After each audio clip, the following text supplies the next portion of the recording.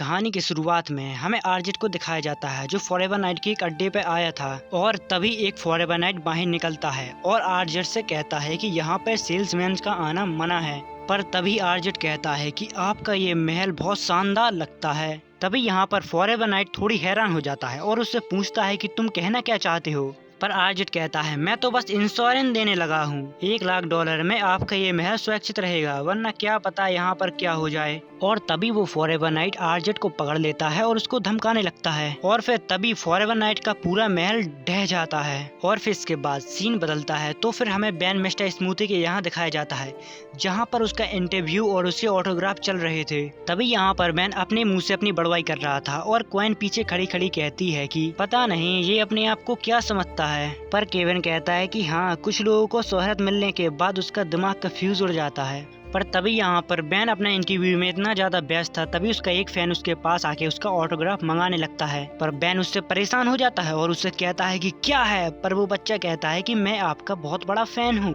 और मैं आपको ये बताना चाहता हूँ कि एलियन एक्स का फ्लेवर बिल्कुल मिट्टी जैसा है। पर बेन उसको ऑटोग्राफ देता है और यहाँ से वो खुश होकर चला जाता है। पर तभी न्यूज रिपोर्टर कहता है कि देखा जाए तो लोगों को उस चीज की फिक्र है जो आपकी तबाही की वजह से हो रही है। बेन उससे कहता है कि तबाही, क्या बात कर रहे हो? क्या तुम लोगों को ये लगता है कि मुसीबत मुझे ढूंढती हुई आती है? पर तभी यहाँ पर फॉरएवर नाइट आ जाते हैं और बेन उनसे कहता है कि दरवाजा वहाँ पर है दोस्तों।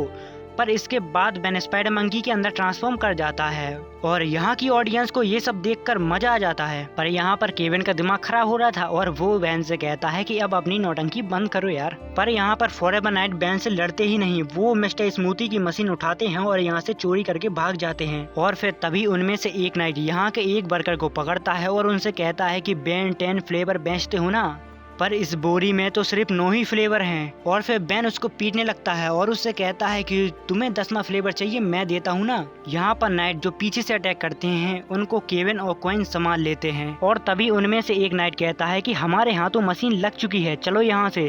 पर तभी बेन उनको जाल में जकड़ लेता है और उनको यहाँ से भागने नहीं देता। पर वो सारे के सारे यहाँ से टेलीपोर्ट कर जाते हैं। पर तभी इनके पास ग्वेन आती है और उनसे कहती है कि यार क्या हो गया फॉरएवर नाइट को, अब ये मशीनें भी चुराने लगे। और बेन कहता है कि उन्होंने मेरे स्पेशल कप भी चुराए हैं। पर ग्वेन को यहाँ पर बहुत ज्यादा गुस्सा आ जाता है और वो बेन से कहती है कि तुम्हारी कपों की ऐसी की तैसी। और फिर इसके बाद सीन शिफ्ट होता है तो ये लोग जिमी के घर पे पहुँचते हैं और जिमी उनको बताता है कि 2 हफ्तों से फॉरएवर नाइट का बर्ताव कुछ अजीब सा हो गया। और ये देखो, ये पिज्जा के स्टोर में थे, वो यहाँ से निकलते हैं, ये पिज्जा चोरी करके ले जाते हैं। पर पता नहीं नाइट्स को आजकल हो क्या गया, पैसों को तो ये लोग हाथ ही नहीं लगाते, बस खाने पीने की चीज को चुराते रहते। और फिर इसके बाद जिमी इनको एक नाइट की वीडियो दिखाता है। इसके बाद वो वीडियो ऑफ हो जाती है और बेन उससे कहता है कि हमें इसका पता लग सकता है क्या जिमी। और फिर इसके बाद सीन शिफ्ट होता है तो मैं उसी जगह को दिखाया जाता है जहाँ पर नाइट का अड्डा था, वो अब पूरी तबाह हो चुकी थी। और फिर इसके बाद ये लोग दूसरे अड्डे की तरफ निकल जाते हैं। जब ये लोग दूसरे कासल के पास पहुँचते हैं तो बेन यहाँ पर जेट रे में ट्रांसफॉर्म हो जाता है और तभी फॉरएवर नाइट बेन को देखकर उसके ऊपर हमला करने लगते हैं। और तभी क्वेन उन चारों को पीटती है और कासल के अंदर जाने लगती है। और जब वो लोग कासल के अंदर पहुँचते हैं तभी यहाँ पर आरजेट आ जाता है और वो नाइट से कहता है कि हथियार नीचे कर लो गाइस, ये सारे मेरे दोस्त हैं। पर तभी केविन आरजेट से पूछता है कि ये कौन सी नई चाल है आरजेट। पर आरजेट उससे कहता है कि तुम मेरे सबसे पुराने दोस्त हो और तुम्हें मेरे ऊपर भरोसा भी नहीं, और क्या तुम्हें पता है कि तुम्हारे पैसे चुकाने के लिए मैंने कितनी तकलीफों को उठाया है। और वो यहाँ पर केविन को पैसों का लालच देता है।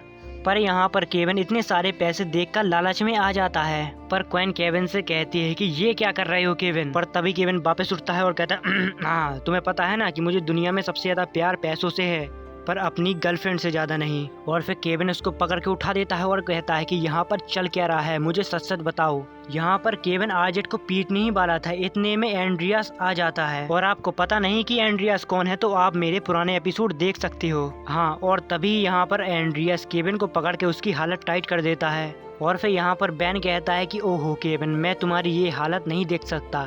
और वो उसको बचाने के लिए जाता है पर वो एंड्रियास से पिट जाता है। और फिर थोड़ी देर बाद आरजेट उससे कहता है कि इनको छोड़ दो, ये मेरे दोस्त हैं। और फिर आरजेट उनको बताता है कि ये मुझे थोड़ी दिनों पहले मिला था, इसको पता नहीं था कि मैं कहाँ जाऊँ, तभी ये मुझको मिला और मेरा अच्छा दोस्त बन गया। और फिर तभी यहाँ पर बेन उसके डीएनए को स्कैन करने लगता है। और फिर आरजेट उनसे कहता है कि तुम लोग यहाँ से जाना चाहते हो तो जल्दी से जल्दी दफा हो जाओ। पर तभी यहाँ पर फॉरएवर नाइट का किंग आता है और आर्जेट उससे कहता है कि हे ये क्या बदतमीजी है जनाब, और कोई भी मेरे महल में ऐसे नहीं घुस सकता। पर वो किंग कहता है कि ओ हाँ ये तुम्हारा ही तो महल है। और वो नाइट यहाँ पर बताता है मेरा नाम सर डेको नाइट है और मैं इन नाइट्स का किंग हूँ। और फिर तभी यहाँ पर आर्जेट एक चाल को चलता है, वो किंग के पास भागते हुए जाता है और कहता है कि मुझे इन लोगों से बचा लो, इन लोगों ने मुझे ऐसा करने के लिए कहा था।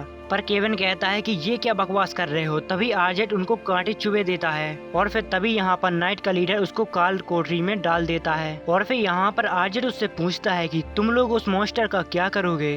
पर वो लीडर कहता है कि जैसा कि हम हमेशा करते हैं, मॉन्स्टरों को मारते हैं। पर तभी यहाँ पर बेन उससे कहता है कि तो फिर तुम्हारी ये चाल भी नाकामयाब हो गई। और फिर आर्जेट उनसे कहता है कि चलो हाँ हो गई गलती, पर अभी तो यहाँ से निकलने का कोई रास्ता ढूंढो यार। और वो लोग तो एंड्रियास को भी मानना चाहते हैं। इसके बाद बेन उनसे कहता है कि मैं एंड्रियास को कुछ भी नहीं होने देता। और इसके बाद वो ग्रुप में ट्रांसफॉर्म कर जाता है। और फिर इसके बाद हमें फॉरएवर नाइट दिखाया जाता है। यहाँ पर वो लेक्चर मार रहे थे कि जो भी एलियन हमारी धरती पर पाँव या फिर पंजा रखेगा उसको धरती पर मार दिया जाएगा। और फिर तभी आर्जेट यहाँ से दुम दबा के भागने लगता है और केविन उसको पकड़ लेता है। और केविन उससे कहता है कि यहाँ से कहाँ दुम दबा के भाग रहे हो आर्जेट, और उसको उठाकर फॉरएवर नाइट के पास फेंक देता है। और फिर इतनी देर में यहाँ पर स्वयं फायर आ जाता है और कहता है कि ये तो एकदम परफेक्ट टाइमिंग है। और फिर तभी केविन एंड्रियास के पास जाता है और उसको आजाद कर देता है। तभी एंड्रियास केविन को झप्पी पप्पी देने लगता है और उससे कहता है कि सॉरी मुझे माफ कर देना, मैंने तुम्हें बुरा समझा। पर ये दर्द केविन ही जानता था कि वो उसके कितने बुरे चंगुल में फंसा था। और फिर यहाँ का लीडर एंड्रियास के ऊपर हमला करने लगता है। तभी यहाँ पर ग्वेन पीछे से उसके ऊपर अटैक कर देती है। और फिर जो यहाँ का लीडर होता है वो गन को ब्लास्ट पर डाल देता है और कहता है कि इसके ब्लास्ट से तुम सारे लोग तबाह हो जाओगे। पर केविन उन सब से कहता है कि हमें यहाँ से जल्द निकलना होगा क्योंकि ये बम कभी भी फट सकता है। वो नाइट उस बम को वहीं रखकर यहाँ से टेलीपोर्ट कर जाता है। और बेन यहाँ पर उनसे कहता है कि तुम लोग यहाँ से जल्दी भागो, मैं उस बम को लपेट लेता हूँ ताकि धमाका थोड़ा दब जाए। पर केविन कहता है कि अब कोई फायदा नहीं, उस तोप के धमाके से 25 मील तक पूरा तबाह हो जाएगा। पर तभी आर्जेट कहता है कि पर एंड्रियास उस चीज को एब्जॉर्ब कर सकता है। पर क्वीन उसको मना करती है। एंड्रियास कहता है कि तुम लोगों ने मुझे बचाया तो मेरा फर्ज भी बनता है तुम लोगों को बचाने का। पर क्वीन बेन से कहती है कि बेन हम इसको ऐसा नहीं करने दे सकते। बेन कहता है कि हम अपने आसपास के इलाकों के लोगों को भी नहीं मरने दे सकते ना। और फिर एंड्रियास उस बॉम्ब को उठाकर जमीन के अंदर चला जाता है। और फिर तभी यहाँ पर एक ब्लास्ट होता है जिससे पूरी इमारत ढह जाती है। और फिर थोड़ी देर बाद यहाँ से पहले बेन और क्वीन और केविन, इसके बाद थोड़ी देर बाद यहाँ पर आर्जेट बाहर निकलता है। और निकलते ही वो जमीन के अंदर खोदने लगता है और केविन से कहता है कि तुम्हें पता है ना कि वहाँ पर मेरे कितने सारे पैसे थे। पर केविन उसके मुंह में पंच मार के उसका पूरा जबड़ा हिला देता है। और केविन उससे कहता है कि उसने तुम्हारे ऊपर भरोसा किया और तुम्हें अपना सच्चा दोस्त माना, और तुमने क्या किया, उसको धोखा दे दिया, उसका इस्तेमाल किया और उसके जज्बातों का फायदा उठाया, और अब वो बेचारा नहीं रहा। और फिर इसके बाद ये लोग यहाँ से चले जाते हैं। और फिर इसके बाद सीन शिफ्ट होता है तो हमें एग्रीकर को दिखाया जाता है जो इसी जगह पे आया था। वो यहाँ पर एंड्रियास को जमीन के अंदर से बाहर निकालता है और अपने साथ ले जाता है।